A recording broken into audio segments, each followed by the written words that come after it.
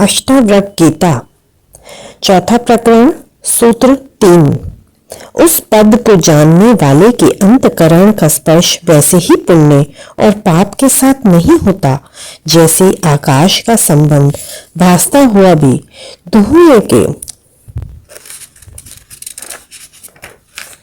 साथ नहीं होता। अंतकरण का दोहरा कार्य है। जब यह शरीर, मन, बुद्धि, इंद्रियों के साथ होकर इच्छाओं एवं वासनाओं से ग्रस्त होता है तो यह पाप पुण्य का भागी होता है, किंतु यह शुद्ध होने पर आत्मा का अनुभव करता है। तब ये विकार रहित होने से पाप पुण्य का भागी नहीं होता। ये पाप पुण्य के भाव उसका स्पर्श भी नहीं कर पाते। पाप पुण्य एक धारणा मात्र है। ये कृत्य में नहीं, भावना में है। ये शरीर कृत नहीं, मानसिक है, जिसका प्रभाव अहंकार के कारण होता है। जब चित्त वृत्ति अहंकार रहित हो जाती है तब अंतकरण शुद्ध हो जाता है। आत्मज्ञानी का अहंकार खो जाता है, कर्तापन ही खो जाता है। फिर पाप पुण्य का प्रभाव किस पर हो सकता है? कर्तापन ही पाप पुण्य का कारण है। इसलिए जनक कहते हैं कि उस आत्म पद को जानने वाले के अंतकरण का स्पर्श अब ये पाप पुण्य नहीं कर सकते। जैसे आकाश का धुएं के साथ कोई संबंध नहीं होता, आकाश धुएं से अस्पर्शित ही रहता है। यद्यपि ऐसा दिखाई देता है कि इस धुएं में सारा आकाश गंदा हो गया है।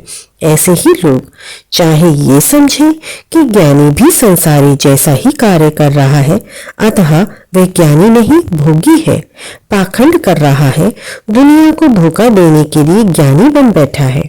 उसने कपड़े छोड़े नहीं, महल छोड़े नहीं, सभी राग रंग वैसा ही है, सब खाता पीता है, अतः ये ज्ञानी हो ही नहीं सकता।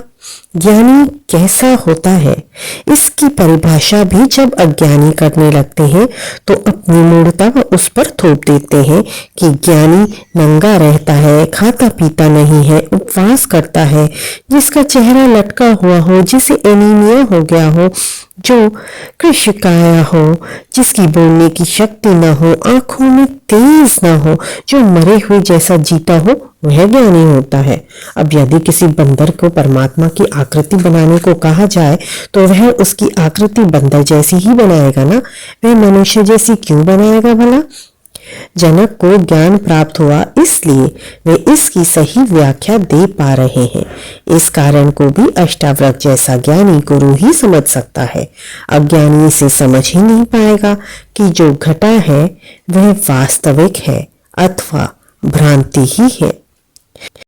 इति श्री सूत्र 3 चौथे प्रकरण। कल फिर मिलते हैं एक नए सूत्र के साथ। तब तक के लिए नमस्ते।